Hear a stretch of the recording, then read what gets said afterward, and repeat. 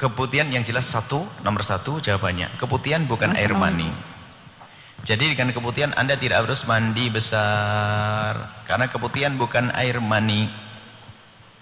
Baik. Yang kedua, keputihan najis atau tidak? Ya, ini pertanyaan. Yang kedua, najis atau tidak? Nanti ada yang ketiga supaya tidak lupa. Ada tiganya, biar ditagih nanti. Kadang-kadang saya ngomong asik, nanti tak tutup. Yang kedua adalah keputihan najis atau tidak. Nah, sekarang mohon maaf ini majelis mulia. Digambarkan mohon maaf. Wilayahnya perempuan dibagi tiga. Mohon maaf ini majelis mulia. Wilayah perempuan dibagi tiga. Ada wilayah yang pertama, wilayah terdepan adalah wilayah yang mohon maaf terbuka di saat dia jongkok, atau mohon maaf yang kalau seorang wanita beristinja yang bisa dijangkau oleh perut jemari. Jadi kalau perut jemari begini dimasukkan ke wilayah tersebut, itu tentu ada bebasahannya wilayah tersebut. Wilayah tersebut bebasahan ini mutlak suci. Jadi kalau seorang wanita mohon maaf asal dengan perut jemari dimasukkan ke wilayahnya, kok ada basah atau tisu, itu suci. Dan itu luar. Dan ini tidak membatalkan wudhu. Adapun wilayah yang kedua adalah mohon maaf, wilayah sedalam yang seandainya itu wilayah yang bisa dijangkau oleh kemaluan suaminya seandainya lagi digauli, mohon maaf, sepanjang masuk ke dalam wilayah itu, dikira-kira sepanjang wilayah bisa dijangkau oleh mohon maaf oleh suami, kemaluan suami, maka wilayah ini juga ada mata air, ada bebasahannya juga. Yang ketiga adalah dibalik ini semuanya, yang dibalik lebih dalam ini mutlak najis dan kalau keluar membatalkannya. Adapun yang di tengah-tengah ini khilaf di antara para ulama, sebagian mengatakan najis, sebagian mengatakan tidak. Kami pilih tidak najis, biar enak, tidak najis, selesai. Kemudian kita pernah tanya, keputihan itu datangnya dari mana? Rupanya dokter pun juga khilaf di antara para dokter. Tidak tahu barangkali dokter. Ada dokter mengatakan, Buya, bisa jadi dari sini. Itu mungkin karena mohon maaf kotor, makanya wanita itu sudahlah ikuti petunjuk Allah. Kalau Rasulullah kalau ingin mensucikan wilayah tersebut cukup dengan ini. Jangan sampai Anda kena was-was pakai sabun dimasukkan ke dalam, sabunnya nyangkut di dalam nggak disentuh lagi, ketinggalan jadi bakteri. Kemudian makannya yang benar juga, jangan semua makanan dimakan, itu bisa jadi keputihan. Ya? Lah, sebagian mengatakan bahwa keputihan itu adalah karena di situ ada semacam jamur atau kotoran atau apa, sehingga akan memunculkan keputihan. Kalau benar ini dalam keadaan sehat, orangnya sehat, cuman wilayah tersebut agak kotor, maka itu sering mengeluarkan cairan. Dan cairan ini maka karena dari tengah, maka hukumnya tidak najis. Cuman jika dibarengi dengan kondisi fisik yang tidak baik, kadang keputihan dari dalam. Jika ada dugaan keputihan dari dalam, maka itu najis. Jelas ya? Rata-rata kalau ibu normal sehat, keputihan itu dari wilayah tengah, karena itu ada bebasahannya juga. Wilayah tengah tadi itu ada bebasahannya, maka itu tidak najis. Jelas ya? Makanya ibu-ibu kalau punya keputihan, kalau ibu orang sehat normal ya tidak najis. Kalau sholat dicuci ya tidak, nggak dicuci nggak apa-apa, cuman Anda jorok. Jasa, karena itu di wilayah suci, tapi jelas membatalkan selagi dari dalam. Nah, ini dihubungkan dengan masalah rutubatul farj. Ulama fikih mengatakan rutubatul farj, bebasahan yang ada di kemaluan wanita. Jadi hukumnya seperti itu. Dan jadi maka kami jelaskan, rata-rata selagi Anda orang sehat normal, rata-rata keluarnya dari wilayah tersebut. Karena wilayah ini lumayan luas dan ada bebasahan yang tidak akan habis. Maka disitulah tidak najis. Sehingga ini kemudahan saja, jika ternyata ada seorang wanita menemukan keputihan, maka jelas dia harus mengambil air wudhu, tapi itu tidak najis. Ngambil air wudhu saja. Baik. Tapi keluarnya membatalkan wudhu. Nah, keputihan saja terus menerus keluar. Kalau terus menerus keluar keputihan Anda dan tidak ada saat jedanya, maka Anda kasih penyumbat. Mungkin pakai mohon maaf pembalut itu Anda kasih sesuatu biar lebih tebal lagi, baru setelah Anda rapikan, setelah itu baru Anda melakukan wudhu setelah masuk waktu sholat. Karena dari itu membatalkan, biarpun tidak najis tapi membatalkan. Kasus yang seperti kasus orang beser kena air kencing terus. Kalau ada seorang laki-laki kencing terus atau wanita istihadah, dia ngerembes terus dan dia wajib sholat. Kalaupun berwudu keluar batal lagi, maka disumbat. Sumbat artinya beri sesuatu yang meringankan untuk keluarnya, sehingga sesuatu mungkin ya tadi pembalut, kemudian mohon maaf pakai celana dalam dipertebal pembalutnya, akhirnya semakin ketat di situ, lalu mengambil air wudu. Dan ada dua syarat yang harus diperhatikan. Yang pertama, mengambil air wudu setelah masuk waktu sholat. Yang kedua, harus bergegas melakukan sholat. Yang ketiga, sholat wajib satu wudu, satu sholat wajib. Tapi untuk sholat sunat sebanyak-banyaknya. Seperti itu insya Allah. Dan tolong ini penting juga, karena memang ada sebagian wanita ada. Ini yang parah lagi, menganggap keputihan itu adalah mani. Sehingga setiap mau sholat dia mandi besar sampai dia stres, mukanya pucat kayak ketimun yang direndam, karena tidak mengerti ilmunya. Ini kejadian, sampai kenapa saya keluar mani terus. Rupanya dia dengar bahwasanya setiap keluar mani wajib mandi, lihat putih-putih wajib mandi, padahal itu bukan air mani. Wallahu a'lam bis. Wadhi sama madhi. Wadhi ada, madhi ada, mani, ya kan? Kalau wadhi itu adalah, kalau madhi itu adalah karena ada syahwat, dan itu akan ada bagi pria dan wanita. Di saat ada bangkit syahwat, itu ada cairan-cairan yang keluar dari wilayah tersebut dibarengi dengan syahwat. Ada cairan yang keluar dari wilayah tersebut tapi di saat bukan karena syahwat, karena mungkin capek atau kerja keras ngangkat barang, tiba-tiba atas sesuatu bebasahan begitu. Maka yang seperti itu juga karena keluar. Kan kaidahnya semua yang keluar dari wilayah tersebut najis kecuali mandi, kan begitu. Ini seperti itu keluar. Nah, kemudian ini berbeda dengan pembahasan masalah keputihan. Keputihan itu sengaja kami, mohon maaf ini mungkin penjelasan. Sebelum bahas keputihan itu membahas wilayah perempuan, wilayah wanita. Wilayah wanita itu dibagi 3. Mohon maaf ini, yang pertama wilayah paling depan, ada wilayah yang terbuka di saat dia, mohon maaf, jongkok dan sebagainya, itu wilayah yang terbuka. Dan di wilayah tersebut itu ada bebasahan, karena memang dia manusia hidup. Seperti bebasahannya mulut, bebasahan mata, ada bebasahan. Maka bebasahan yang di wilayah tersebut itu adalah basahan yang mutlak suci. Sehingga mohon maaf kalau ada seorang wanita di celana dalamnya ada bebasahan, itu tidak dianggap najis. Karena apa? Itu basahan dari wilayah yang itu memang wilayah paling depan. Kemudian wilayah yang kedua adalah wilayah yang ke dalam. Diperkirakan sepanjang mana sih? Panjang kalau seandainya suaminya menggauli, itulah wilayah. Wilayah itu tentu ada wilayah yang berair juga, basah. Maka wilayah ini ulama berbeda pendapat. Gampangnya anggap itu adalah wilayah yang suci. Di belakang itu yang tidak dijangkau oleh kemaluan suami, seandainya, ini berandai-andai untuk mengukur saja sebetulnya. Nah, berarti di belakang sana itu yang najis mutlak. Keputihan ini dari mana? Kan gitu. Ada keputihan yang dari dalam. Ini kita tanya kepada dokter, yang biasanya dokter juga berbeda pendapat, karena ini kan perlu riset khusus, tapi paling tidak kok dokter punya. Jadi kalau ada orang punya permasalahan di dalam perutnya, sakit atau apa itu kadang turun panas gitu, turun menjadi dan berarti karena tidak sehat. Kalau tidak sehat itu biasanya keputihan adalah dari dalam, yang itu najis. Tapi kalau orang badannya sehat, tapi mohon maaf yang tidak sehat wilayahnya karena kotor dan sebagainya, sehingga seiring mengeluarkan keputihan. Berarti keputihan ini adalah sumbernya memang dari wilayah tengah tersebut. Karena ini wilayah tengah kan ulama berbeda pendapat. Itu bahkan wilayah tengah dianggap dia suci. Maka dia kalau keluar maka dianggap suci sesuai dengan pemahaman semacam ini. Lalu bagaimana untuk membedakannya? Tinggal Anda orang sehat atau tidak, gitu saja.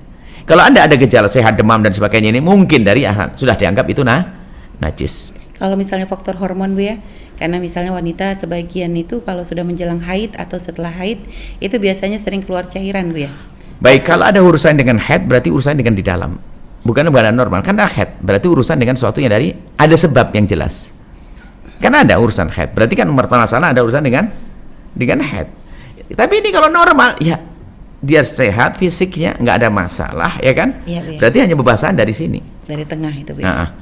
Baik, cuman terlepas dari ini semuanya, itu kan bukan hal yang bersih. Ya alangkah indahnya kalau dicuci saja biar beres, dengan catatan tidak masuk kepada wilayah waswas.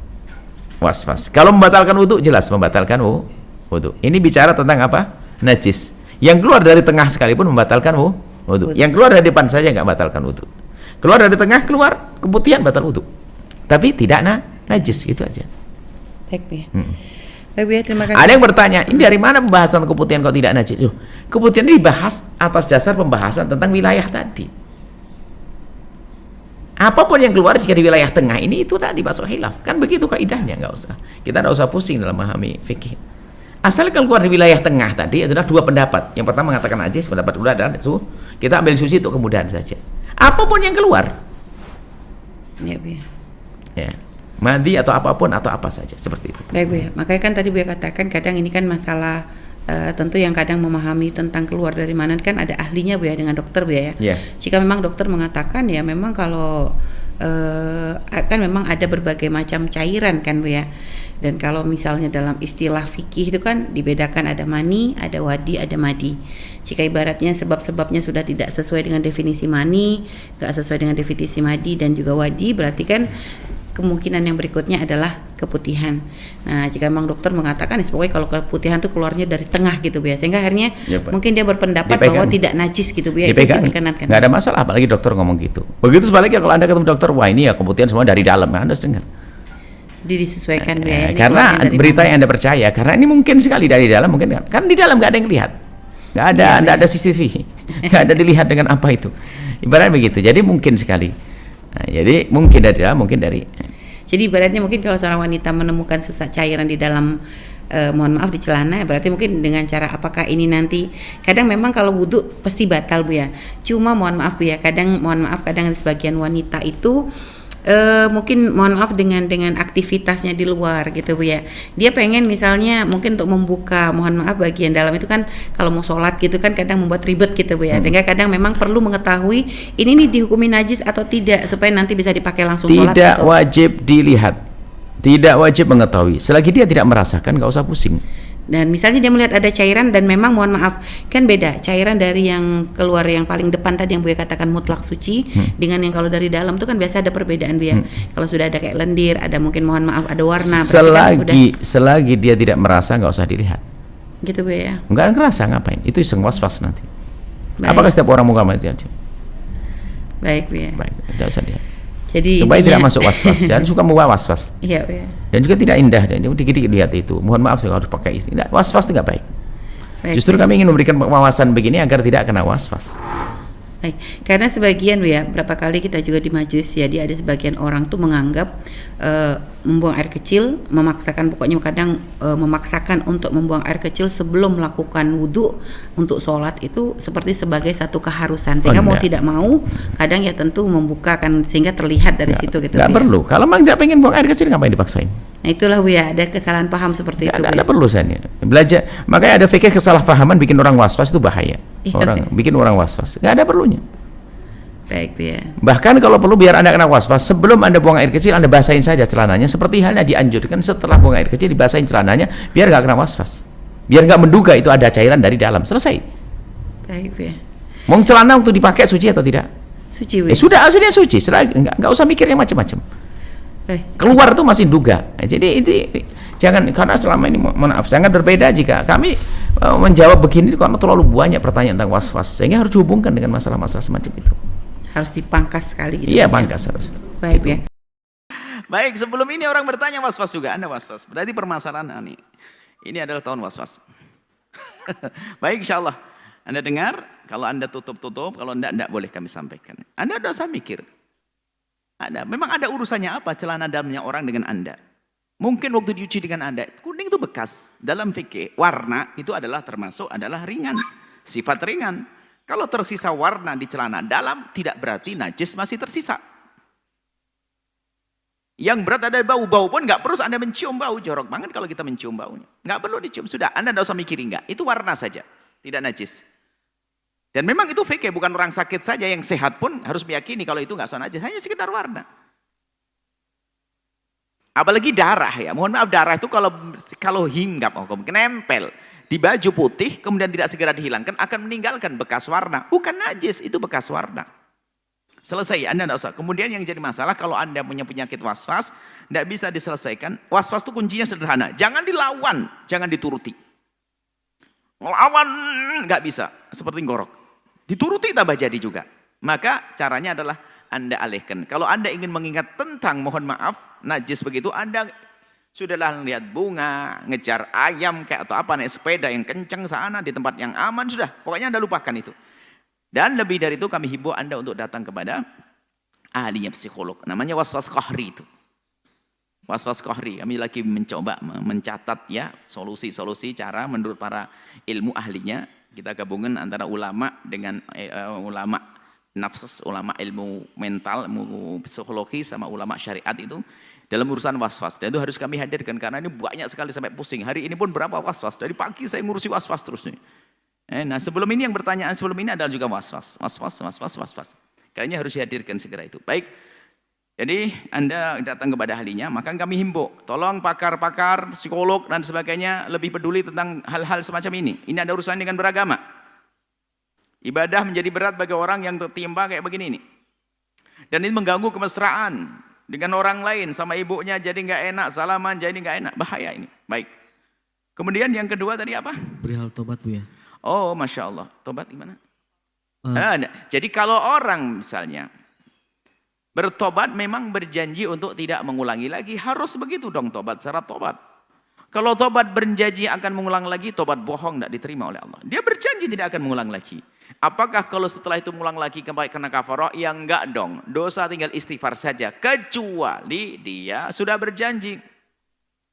Pakai sumpah, demi Allah, saya tidak akan makan itu lagi. Mohon maaf. Dia pernah mabuk misalnya. Demi Allah saya tidak akan mabuk lagi, tidak akan minum minuman keras lagi. Dia pakai sumpah, bukan sekedar berjanji. Kalau sekedar aku berjanji untuk tidak mabuk lagi, memang begitu harusnya. Cuman dia ingin kuatkan lagi, biar benar-benar berhenti, boleh. Kalau sampai saya mabuk lagi, saya bayar 100 juta. Mabuk benar bayar 100 juta. Biar nggak mabuk, dia boleh saja semacam itu. Atau dia pakai sumpah, demi Allah saya tidak akan mabuk lagi. Nggak akan judi, nggak akan minum. Tak taunya apa? Dia minum keras lagi, minuman lagi. Maka kalau begitu dia harus istighfar, minta ampun, tobat lagi, iya. Tapi karena dia sudah ada sumpahnya, maka dia harus bayar kafaratul yamin, membayar hukuman sumpah, yaitu dengan memberi makan 10 orang, setiap satu orang 1 mud, orang fakir, atau 10 baju, atau merekakan budak. Kalau enggak, dia berpuasa 3 hari. Baik, seperti itu. Semoga Allah mengampuni kita semua, menjauhkan dari keharaman dan menjauhkan dari penyakit was-was. Baik, semua cairan yang keluar dari lubang depan, maka itu adalah najis. Kecuali air mani. Selagi Anda yakin itu bukan air mani, berarti selain air mani. Terserah Anda beri nama apa, nggak penting. Anda kasih nama, apalagi Anda memastikan itu bukan wadi, bukan madi, tidak tahu apa nanti, terserah. Karena cairan. Ya.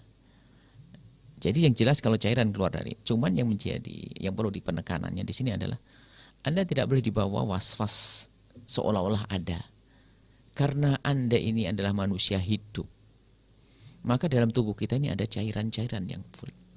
Mohon maaf, jika lubang kemaluan seorang laki-laki kalau diamat-amati, mohon maaf, dipencet-pencet barangkali di ini, ya tentu akan ada basah-basahan itu. Ya namanya orang hidup ke airnya. Jadi ya tetap ada basah-basahan, tapi jangan sampai Anda kena was-was yang demikian itu.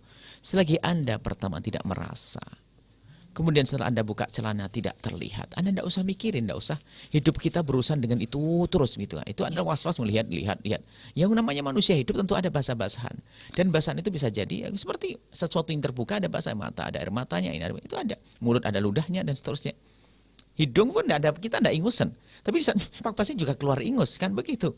Nah, jadi seperti itu. Nah, jadi nggak usah Anda kebawa ke sana. Selagi Anda tidak merasa kencing, tidak merasa ada wadi, tidak ada madi, maka Anda tidak usah dilihat. Kalau ternyata dalam kenyataannya Anda lihat kok ada, maka ya najis, apapun warnanya, apapun bentuknya, selagi bukan mani. Adapun Anda katakan bahwasanya tidak ada sebabnya, wadi itu mah nggak ada sebabnya. Kalau madi karena syahwat, belum sampai puncaknya namanya madi. Kalau sampai puncaknya keluar namanya mani. Tapi namanya wadi itu adalah kadang kita ngangkat berat karena tekanan dari atas ke bawah. sehingga menekan, sehingga wilayah yang ada lubangnya itu seperti suatu diperas begitu ya kan. Ibaratnya kalau itu akan keluar di situ. Namanya wadi. Bisa jadi itu adalah wadi. Kalaupun Anda nggak mau diberi wadi, nggak apa-apa, terserah namanya apa saja, itu adalah najis, selesai. Dan cara mensucikannya Biasa. biasa Di wilayah itu saja dicucikan, dikasih air, dicucikan, selesai. Dan kalau mohon maaf pakai daleman maka nggak bisa dipakai untuk sholat Bu ya. Kalau dalamannya diganti. Baik, ya subhanallah. Kalau memang betul, tapi Anda tidak usah kena was-was. Hitung-hitungan. Jadi begini, pembahasan di dalam pembahasan haid itu ada 2 penanggalan dulu. Ada penanggalan almanak, tanggal 1-2 Safar 1-2 itu, tanggalan almanak. Atau ya pakai Masehi, pakai Januari, Februari, tanggalan almanak. Tapi di dalam pembahasan haid itu nggak berlaku. Yang ada adalah penanggalan pribadi. Setiap wanita haid itu, hari pertama haid itu harus dianggap sebagai tanggal 1. Nah, beliaunya menyebut tanggal 9 itu sebenarnya tanggal 1. Supaya bisa menghitung 24 jam dan 15 hari ke depannya, itu adalah namanya tanggal haid. Sehingga kita dalam buku haid kita yang terbaru ini, kita ada istilah penanggalan itu penanggalan haid, ada almanak, penanggalan almanak. Jadi seseorang bisa saja bercerita kepada seorang ustadz, saya haid tanggal 9, kemudian tanggal 10 ternyata saya keluar flek itu adalah warna kehitaman, warna keruh atau apa itu, flek. Dalam bahasa fikih, haid adalah dianggap haid kan begitu. Ada khilaf di antara para imam, as-sufratu wal qudru minal haid atau laisa minal haidi. Ya, jumhur mengatakan laisa minal haidi, wa indana inda Syafi'i ada minal haidi. Khususnya fi ayyamil adadi, di hari-hari kebiasaan. Ini khilaf, subahlah. Kita lepas dari khilaf itu. Baik. Jadi berarti tanggal 9, dan sepertinya ini memang orang Nanda siapa ini kayaknya sudah pernah belajar ilmu haid dari bahasanya itu. Dia tanggal 9 keluar flek, kemudian setelah itu tidak lagi tampak keluar haid, kemudian tambah tanggal 10. Jadi tanggal 9 dianggap tanggal 1. Kemudian tanggal 10 tanggal 2. Berarti pas dia menunggu sampai 24 jam, ternyata pas genap 24 jam tidak ada lagi yang keluar. Tidak lagi yang keluar. Kemudian setelah itu tanggal 11 hari ini, tanggal 11 keluar flek lagi. Keluar flek lagi. Berarti yang dibahas apakah flek darah haid atau bukan. Kan begitu. Menurut mazhab kita Imam Asy-Syafi'i radhiyallahu ta'ala anhu, adalah flek adalah warna darah. Darah kan ada warna 5, warna hitam, kemudian hitam merah kehitam-hitaman, kemudian ada merah, kemudian ada warna sufrah kuning dan kudrah keruh.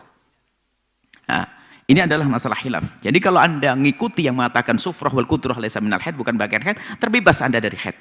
Tapi anggap saja Anda termasuk yang menganggap itu adalah darah haid. Nah, kalau seorang keluar darah haid, berarti flek tadi dianggap sebagai darah haid jika Anda mengikuti pendapat ini.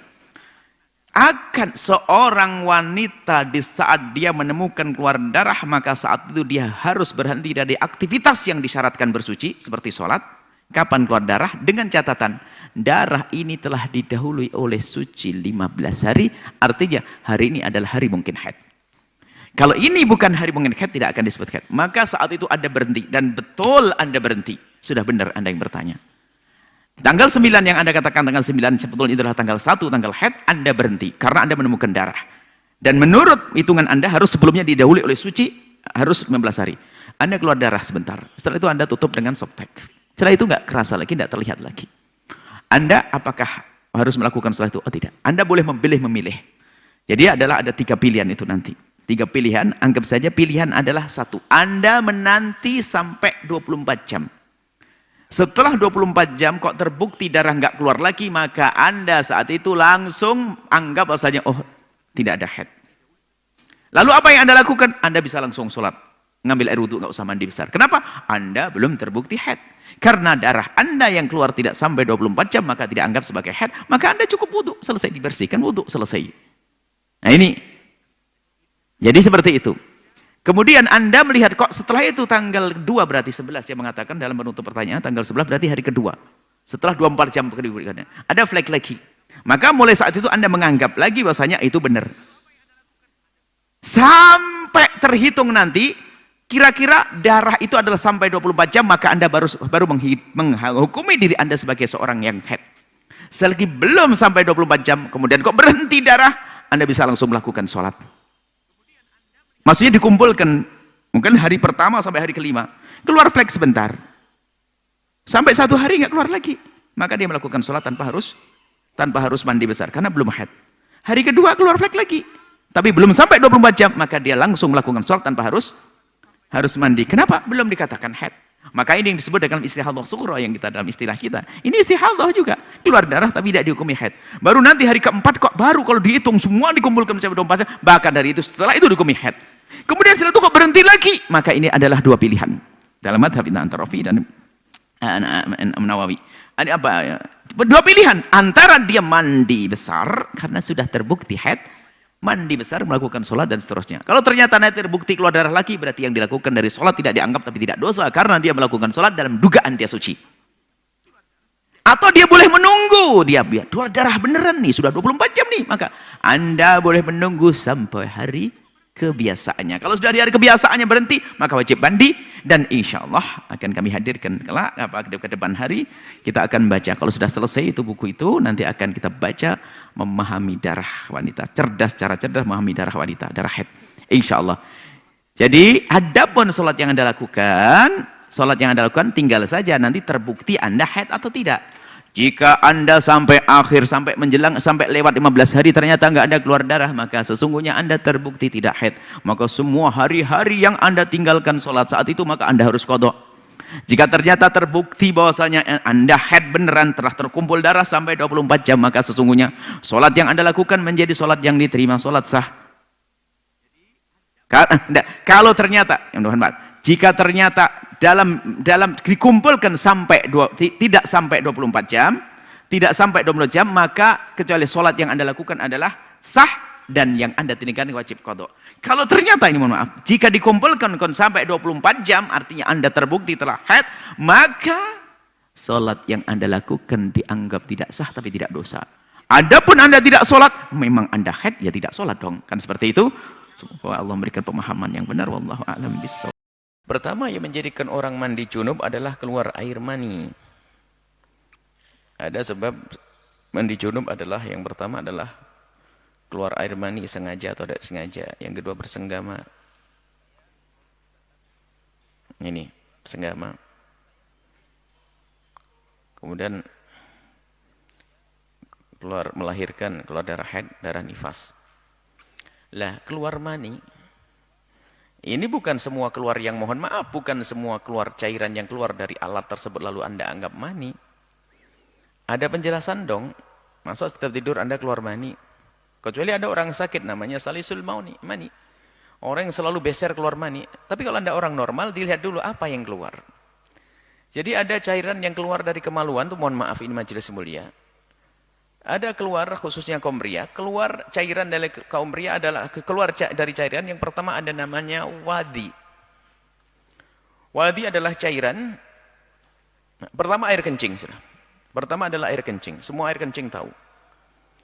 Yang kedua adalah bukan air kencing, akan tapi namanya wadi. Wadi itu biasanya jika seseorang mengalami capek dalam mengangkat barang dan sebagainya, kepenatan, itu ada endapan-endapan turun lalu keluar di situ cairan. Semacam lendir begitu. Ada lagi namanya wadhi. Wadhi adalah cairan kurang lebihnya seperti itu, seperti lendir juga. Cairan yang keluar karena adanya syahwat, tapi itu bukan disebut mani. Tidak disebut mani, cairan. Dan wajar seorang wanita dan pria di saat ada syahwat akan keluar cairan itu. Dan itu tidak disebut mani, dan Anda tidak wajib mandi karena keluarnya madhi tersebut. Ini maka yang keluar dari Anda ini apa kira-kira? Baru yang ketiga adalah mani. Air mani adalah tentunya dengan ciri-ciri berikut ini. Orang normal akan ada ciri 3 ini, ada semuanya. Tapi ada orang tidak normal, tapi ada ciri-ciri yang tampak. Pertama di antara cirinya, maka Anda jangan buru-buru mandi, dilihat dulu dong apakah ada ciri-ciri itu air mani. Pertama adalah ciri air mani adalah di saat, mohon maaf ini majelis mulia, di saat keluarnya air mani tersebut ada kelezatan yang khusus. Kelezatan yang khusus bukan seperti lezatnya orang yang menahan air kencing, bukan. Ini kelezatan yang khusus, dan kekhususan ini, rasa ini tidak bisa diceritakan oleh siapapun kecuali diceritakan kepada orang yang punya pengalaman yang sama. Selagi Anda laki-laki yang pernah keluar mani bercerita kepada laki-laki yang belum pernah keluar mani, maka tidak akan faham, maka nggak usah diceritakan. Kalau sudah sampai kepada hal ini, semua akan bisa bercerita. Ya itulah satu kelezatan yang tidak bisa diceritakan. Karena rasa-rasa tidak bisa diceritakan. Kelezatan yang khusus. Yang kedua adalah di saat seandainya bisa dilihat, maka keluarnya ada hentakan. Bukan mengucur seperti air mani, tapi ada hentakan. Ma'in dafiq, hentakan. Dan ini lebih tampak di kaum pria daripada kaum wanita. Nah ini mungkin hentakan tidak terlihat karena Anda tertidur.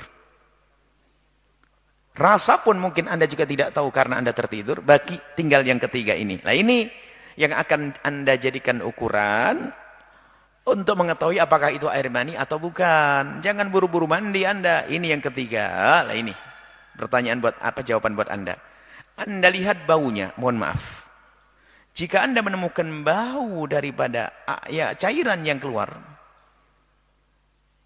dari wilayah Anda, apakah mohon maaf Anda cium tempat tersebut atau Anda, jika Anda menemukan baunya, di antaranya baunya itu mendekati putih telur, seperti anyir dan amis yang putih telur, Anda coba basahi jemari Anda, sentuhkan di putih telur, lalu Anda gosok begini, maka itu ada kemiripan bau air mani. Artinya mani itu baunya ada mirip seperti itu.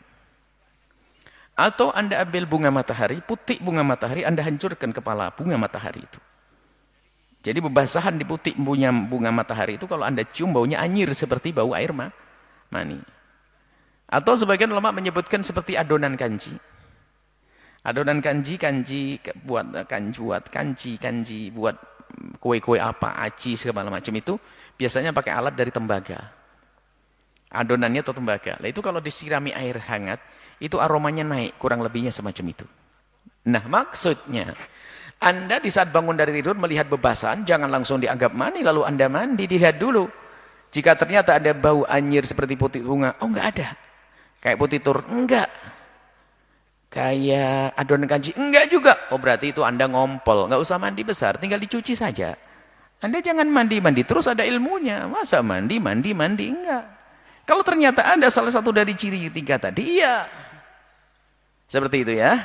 Jadi jangan gampang Anda mengatakan itu air mani lalu Anda harus mandi junub. Enggak, bisa saja cairan. Dan ini betul, ada suatu ketika ada seorang wanita ini subhanallah ya, mungkin dia semangat belajarnya tinggi. Rupanya belajarnya tidak serius, sehingga setiap sholat dia harus mandi.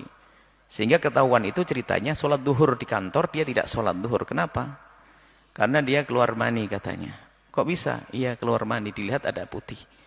Sementara setelah dijelaskan, setelah ditanya dan ditanya, itu bukan air mani, itu namanya keputihan. Keputihan bukan air mani, kenapa mandi besar? Banyak orang tidak mengerti lalu menganggap itu air mani. Jadi Anda jangan mandi dulu kecuali Anda buktikan. Anda melihat kelezatan waktu keluar atau tidak? Tidak. Anda melihat muncratnya air atau tidak? Tidak. Berarti Anda hanya segera melihat bebasahan saja? Iya. Cium baunya. Kalau baunya adalah seperti putih bunga atau putih telur atau adonan kanji, kalau tidak ada baunya seperti itu, baunya pesing saja atau nggak ada baunya, maka Anda cukup mencucikan saja itu. Tidak harus mandi besar. Perlu ilmu supaya mudah dalam beramal. Wallahu a'lam bishawab. Baik, jika ada seorang berhubungan di malam hari, kemudian dia sudah tuntas selesai, sebelum waktu subuh tiba, dia sudah selesai hubungannya. Kemudian waktu paginya keluar lagi.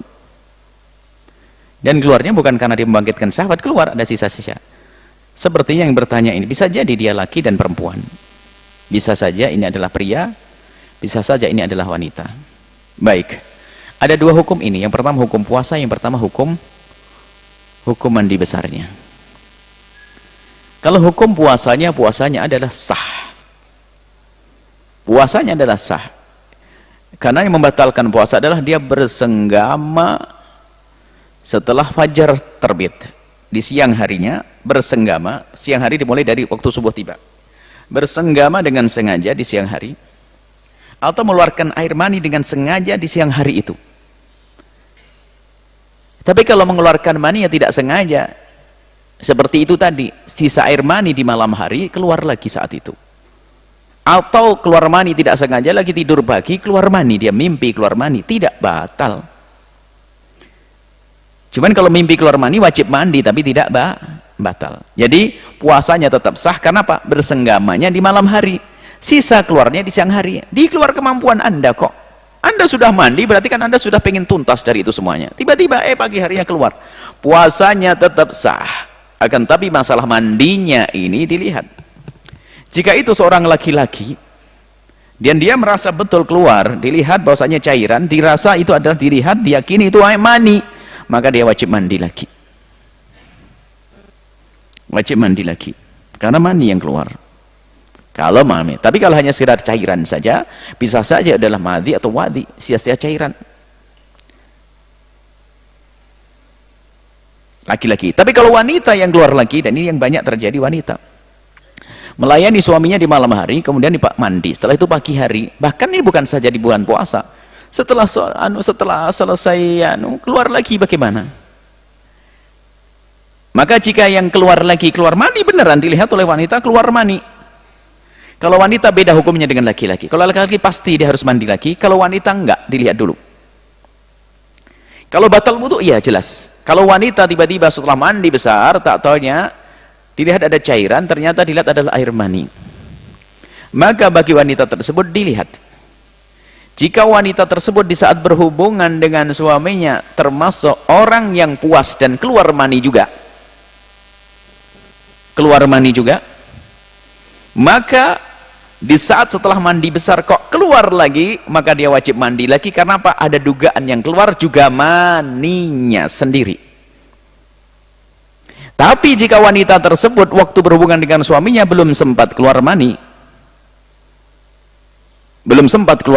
atau memang kan ada sebagian wanita memang dia ada, bahkan mungkin tidak tahu masa keluar mani karena dingin atau macam-macam. Jika wanita tersebut memang tidak keluar mani sama sekali, tidak keluar mani, dan masalah keluar mani adalah bab balik sudah tahu, sudah jelas, tidak usah dibahas.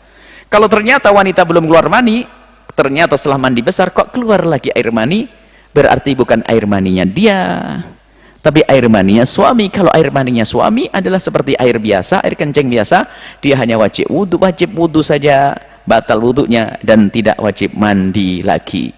Ya, karena air maninya bukan air mani dia, air mani suami yang tertampung di dalam rahimnya kemudian keluar. Kalau air mani dia nggak keluar memang. Nah, seperti itu dibedakan di dalam bab masalah mandi besar dan batal wudu. Adapun masalah puasanya tadi tetap sah. Wallahu a'lam bissawab. Baik, hukum keputihan. Saya jelaskan masalah fikih. Keputihan. Bebasahan yang ada di kemaluan seorang wanita, bebasahan. Ada 3 model dulu. Saya sempurnakan fikihnya.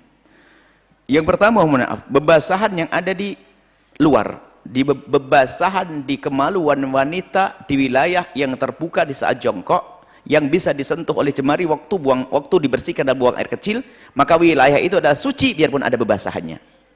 Kalau ada kapas ditempelkan pasti basah, seperti basahnya mata. Yang kedua adalah bebasahan yang keluar dari wilayah yang sepanjang wilayah yang bisa dijangkau oleh kemaluan suami, wilayah itu. Kalau seandainya digauli suami, ada wilayah tertentu, di situ ada bebasahannya juga. Maka dalam hal ini ulama berbeda pendapat, sebagian mengatakan suci, sebagian mengatakan najis. Kami ambil suci. Sudah, gak usah repot. Maksudnya, mohon maaf, jika ada seorang suami menggauli istrinya, ada bebasahan yang ada di kemaluannya, kena sarung yang boleh dipakai sholat. Karena itu suci. Tapi kalau bebasahan yang keluar di balik itu semuanya, seperti madhi, wadhi, kencing dari belakang, itu najis. Nah, keputihan ini, kalau memang orangnya orang normal, orang sehat, itu hanya kotor wilayah tersebut, wilayah tengah. Ini kata dokter. Karena kotor wilayah tengah, berarti hukumnya disamakan hukum tadi, bebasahan yang ada di tengah, tidak najis. Cuman biarpun tidak najis, bab membatalkan wudu, segala sesuatu yang keluar dari lubang depan, lubang belakang adalah membatalkan wudu. Maka dia tidak najis, tapi membatalkan wudu. Nah, karena membatalkan wudu, maka sholatnya adalah batal. Dia harus ulang lagi, wudu lagi. Adapun mau dibersihkan atau tidak, nggak perlu, karena apa? Dianggap suci. Ini bagi yang mengikuti pendapat yang mengatakan di tengah-tengah adalah suci. Kemudian peputihanku tidak pernah berakhir, terus ngerembes, maka dia dihukumi seperti orang yang beser alias salisul bol, kencing yang tidak pernah henti. Jika memang begitu kasusnya, maka ada beberapa hal yang harus Anda lakukan. Anda sebelum berwudu, Anda bersihkan. Setelah Anda bersihkan, baru disumbat dengan sesuatu yang aman. Jika memang terus gerembes tidak ada hentinya, setelah disumbat dengan sesuatu yang aman, termasuk wanita istihadah, wanita beser, setelah disumbat dengan sesuatu yang aman, baru setelah itu ngambil air wudhu. Pertama disumbat, setelah itu disumbat, ditutup, mungkin mohon maaf dengan softtek ya, dengan softtek pembalut, tapi ditambah sedikit biar agak ada tekanan. Kemudian yang pertama membersihkan, kemudian pasang softtek, dipertebal. Yang kedua adalah mengambil air wudhu setelah masuk waktu sholat. Kalau sebelum masuk waktu sholat nggak sah. Setelah dengar adzan baru boleh berwudhu. Setelah berwudhu bergegas yang ketiga untuk melakukan sholat. Tidak boleh menunda-nunda kecuali untuk nunggu jamaah. Kalau nongkrong nggak. Karena apa? Itu terus gerembes. Setelah itu sah dan dimaafkan, asal memenuhi syarat 3 tadi. Dibersihkan dulu sebelum bersuci, berwudu. Setelah itu mengambil wudu setelah masuk waktu adzan. Yang ketiga adalah bergegas melakukan sholat. Dan satu sholat fardu, satu cara wudu. Tapi kalau untuk sholat sunnah, satu wudu tersebut boleh ribuan sunat. Karena apa? Ini adalah orang yang punya kasus tertentu, yaitu kasus yang keputihannya adalah tidak berakhir terus, nggak ada waktu jedanya, ataupun beser, ada orang beser terus, adapun orang istihadah. Ini saja. Wallah. Jawabannya Bu ya. Insya Allah Anda sembuh setelah dengar ini. Orang was-was itu adalah mendekati gila. Coba kalau Anda disoting, aneh sekali. Sebentar lagi mencium, gila Anda, kayak orang gila. Tiap ada bahasan dicium, bacaan bisa. Anda seperti orang gila. Mohon maaf, saya kerasin begini biar Anda sembuh. Sebab kalau menyelesaikan urusan orang was-was harus keras sedikit. Anda kayak orang gila. Namanya tempat itu memang biasa ada cairan, mohon maaf, ada syahwat, tidak ada syahwat, ada cawek, ada cairan mani. Cairan mani, coba sebentar-bentar Anda cium, disoteng Anda kayak orang gila. Anda kayak gila. Anda dengar langsung sembuh setelah ini. Saya tidak mau dibilang gila sama Buya. Saya sayang kepada Anda, was-was itu berkembang.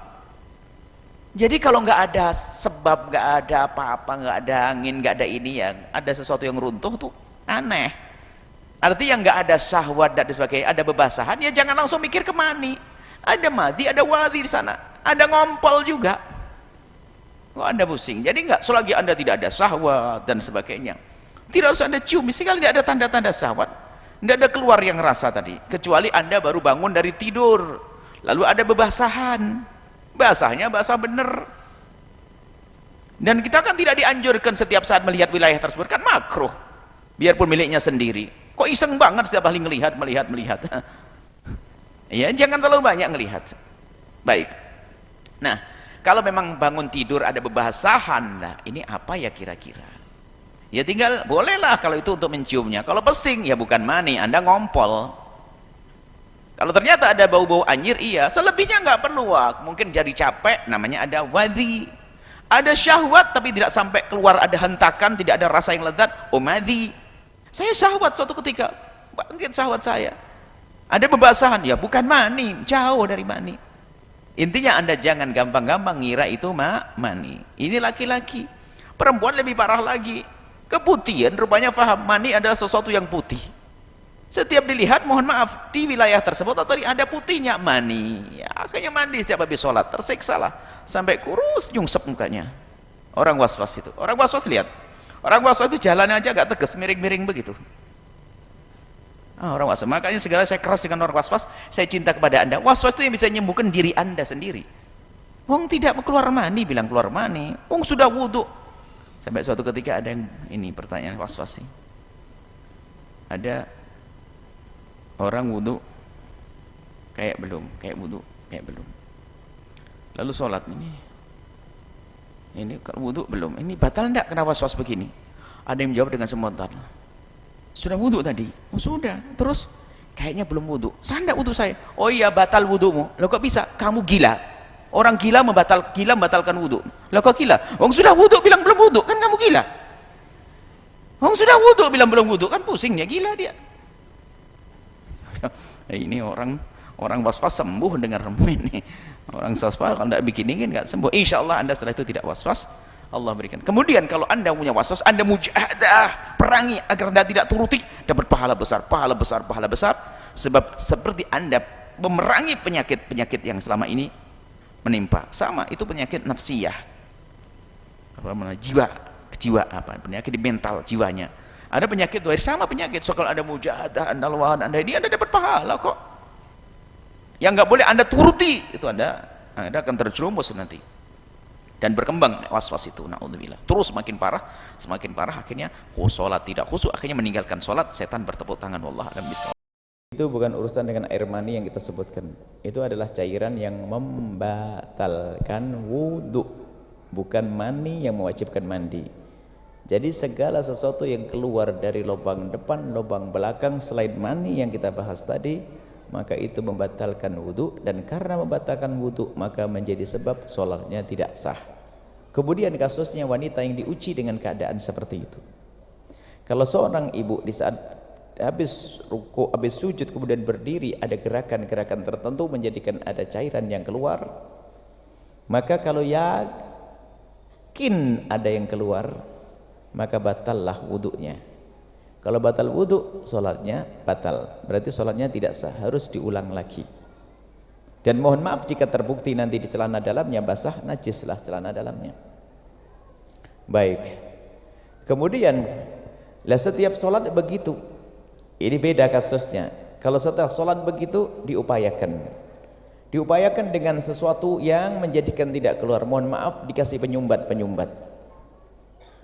Tidak hanya cukup mengenakan celana dalam, akan tapi mungkin dikasih penyumbat yang lebih ketat lagi, sehingga gerakan-gerakan tidak akan mempengaruhi itu semuanya. Harus diupayakan seperti itu.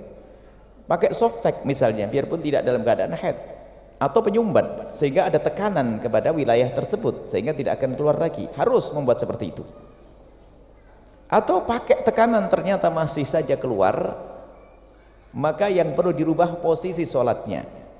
Yang menjadi sebab keluar posisi duduk atau berdiri. Kalau menjadi sebab keluar adalah posisi duduk, maka jangan duduk, berdiri saja sholatnya, nggak pakai duduk, karena menghindari daripada keluar. Dipelajari ini. Jadi seperti itu, pakai penyumbat dulu. Umumnya biasa pakai penyumbat setelah selesai. Kemudian nanti terakhir adalah orang yang memang beser, kerannya rusak, terus beser. Nah, kalau orang beser itu dimaafkan. Pokoknya syaratnya wudhunya adalah setelah masuk waktu sholat, kemudian dibersihkan, dikasih penyumbat, kemudian mengambil air wudhu. Biarpun tetap ngerembes, sholatnya sah karena memang beser, terus mengurus keluar. Kalau kelasnya beser, ibu dimaafkan. Tapi kalau ibu nggak biasa, cuman pas berdiri, di saat berdiri sujud ada keluar, maka perlu jaga, dikasih penyumbat tadi ibu. Kemudian di samping kasih penyumbat, berdirinya pelan-pelan, jangan ada hentakan gerakan kuat. Pelan-pelan. Baik, itu saja insyaallah. Jadi intinya tetap itu dianggap membatalkan wudhu, tinggal caranya bagaimana menghindar dari itu. Kalau memang tidak bisa menghindar karena terus mengucur, mana ini bab salisul bol itu, bab apa faqitut tahuraini, atau bab orang yang daimul hadas, terus menerus hadas, nggak bisa berhenti hadasnya, maka dimaafkan dengan catatan wudhunya setelah masuk adzan dan dikasih penyumbat baru mengambil wudhu. Selesai, biarpun keluar tetap dimaafkan dan sah. Ini saja. Setelah Anda menyaksikan video ini, jangan lupa berselawat kepada baginda Nabi Muhammad sallallahu alaihi wa alihi wasallam.